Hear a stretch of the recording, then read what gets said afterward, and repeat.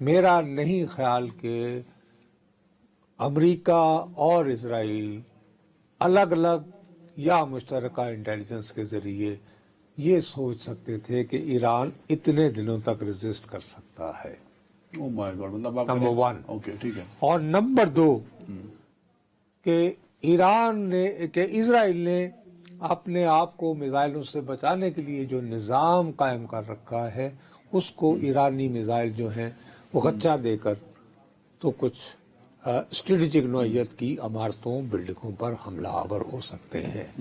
یہ 2 چیزیں ہیں جنہوں نے کہ نیتن یاہو کو ہکا بکا کر دیا. بالکل ٹھیک ہے. آپ ٹھیک ہے جی اب آپ بتائیے. نہیں جو رائٹ میں کنٹینیو کرنا. ہاں تو یہ جو ہے یہ بات میری دانش میں ہے. اب آئیے آپ کا دوسرا سوال.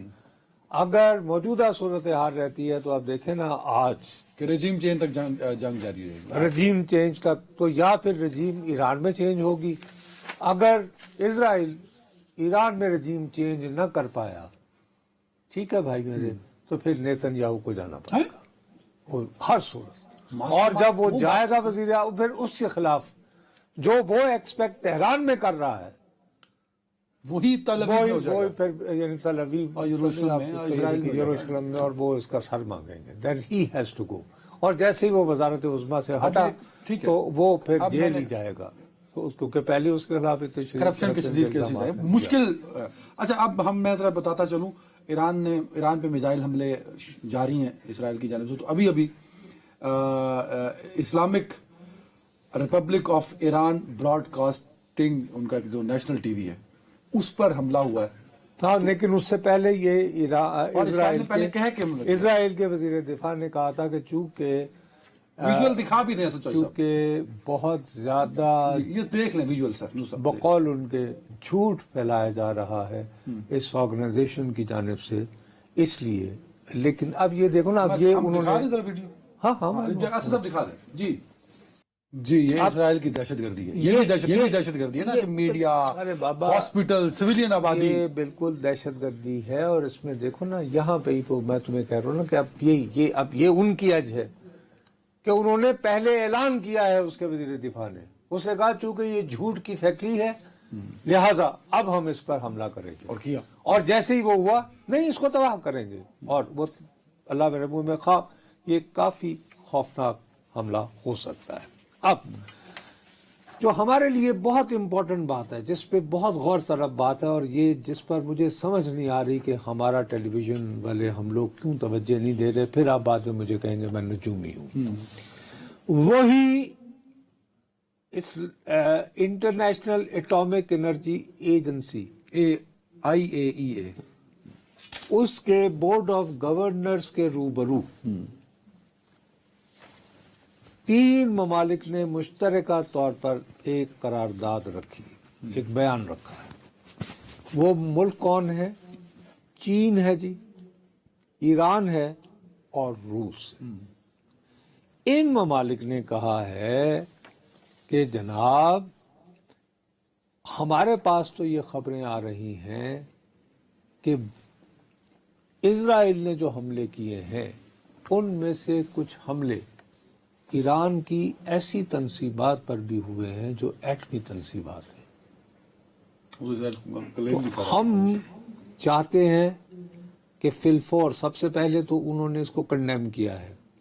دوسرا انہوں نے یہ کہا ہے کہ ہماری جو فلاں شق ہے IAEA کی وہ واضح طور پر کہتی ہے کہ ایسی کسی بھی نیوکلیئر فیسلٹی پر حملہ نہیں ہوگا جہاں پر کہ یونائٹڈ نیشن کے چارٹر بین الاقوامی قوانین اور اس ایجنسی کے قانون کے مطابق یعنی پرامن مقاصد کے لیے یورینیم کی افزودگی ہو رہی ہے. لہذا فوری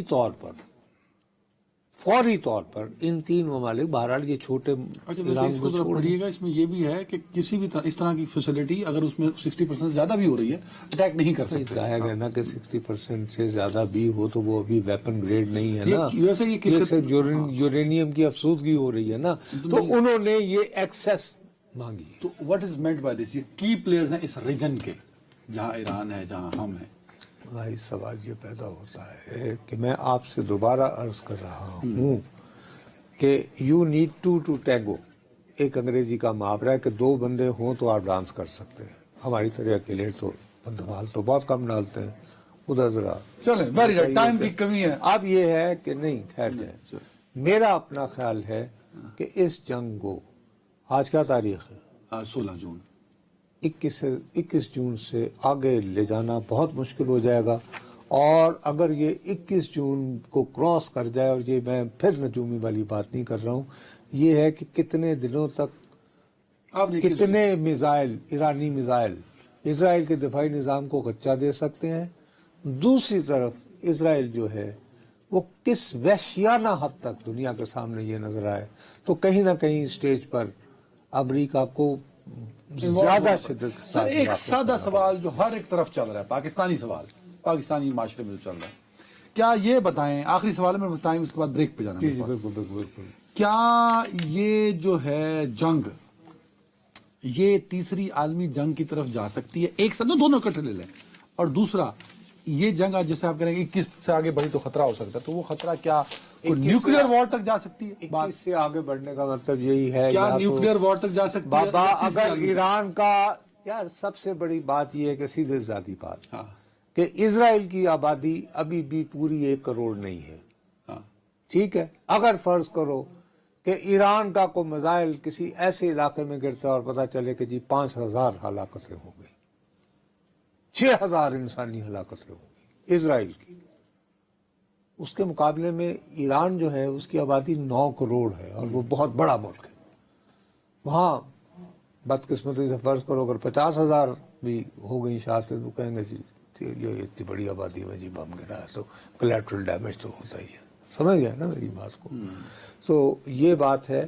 تو تیسری عالمی جنگ اور نیوکس اور ہاں، اور یہ بھی ہو سکتا ہے کہ اگر فرض کریں کہ اسرائیل کے اگر کسی ایسی آبادی پہ حملہ ہوتا ہے کہ 10,000 کے قریب مر جائیں، تو میرا اپنا خیال ہے کہ اسرائیل ایران کے اوپر جو ہے وہ اپنے ٹیکٹیکل ایٹمی ہتھیار استعمال کر سکتا ہے. ایران کے اسرائیل کے پاس ہیں؟ جی جناب، وہ یعنی بڑک نہیں لگاتے، ان کے پاس تقریباً اتنے ہی میزائل ہیں جتنے امریکہ کے پاس ہیں.